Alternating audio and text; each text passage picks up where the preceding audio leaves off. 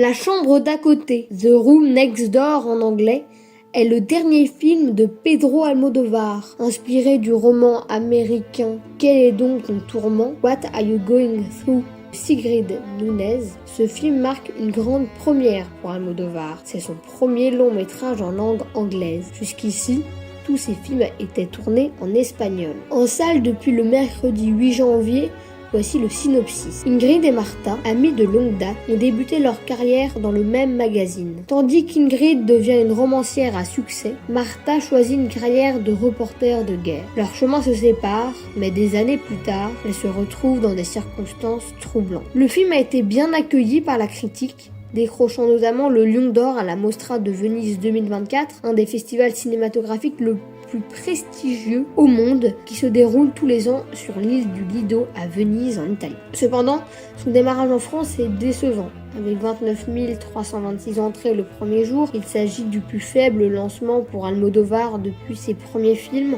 malgré une large distribution. À titre de comparaison, ses autres œuvres n'avaient jamais démarré en dessous des 35 000 entrées. Du côté des spectateurs, les avis sont plutôt positifs, une note de 3,8 sur Allociné. Le film pourrait donc s'imposer sur la durée pour rattraper son démarrage en temps de scie. Pedro Almodóvar est un des réalisateurs espagnols contemporains les plus célèbres.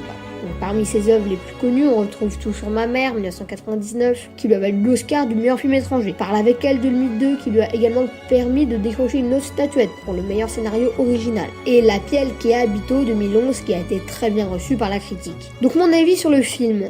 Ce film m'a beaucoup plu. J'ai notamment beaucoup apprécié le duo d'actrices Tilda Swinton et Julianne Moore qu'on peut retrouver dans 3000 ans à t'attendre ou Avengers Endgame. Pour Tilda Swinton et dans Kingsman, Le Cercle d'Or ou encore The Big Lebowski pour Julianne Moore, qui sont de grandes comédiennes et qui l'ont encore prouvé dans ce long métrage. En effet, l'enjeu est assez impressionnant, sans jamais en faire trop, toujours en finesse, ils arrivent à nous transmettre des émotions. Le sujet principal, le suicide par voie médicamenteuse du personnage principal atteint d'un cancer du col de l'utérus incurable, qui peut s'apparenter à l'euthanasie, interdite aux États-Unis où se passe le film, est traité avec beaucoup de délicatesse. Almodóvar présente la mort comme une libération, une vision qui peut faire écho au débat actuel sur la fin de vie en France. Le film apporte également une réflexion écologique intéressante. À la manière du personnage principal, la Terre se meurt elle aussi. Visuellement, c'est un vrai bijou. La réalisation est sobre mais maîtrisée et le travail sur les couleurs est remarquable. En effet, des couleurs très vives, des tons jaune, rouge,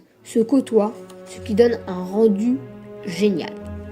Alors oui, certains pourront trouver le film lent, car il ne s'appuie pas sur une intrigue pleine de rebondissements. Mais pour moi, le rythme permet de savourer les dialogues qui sont superbement écrits et d'une grande justesse. Mention spéciale au parallèle entre un tableau et la fin du film, un détail marquant que je ne divulguerai pas de spoiler ici, mais ceux qui ont vu le film comprendront.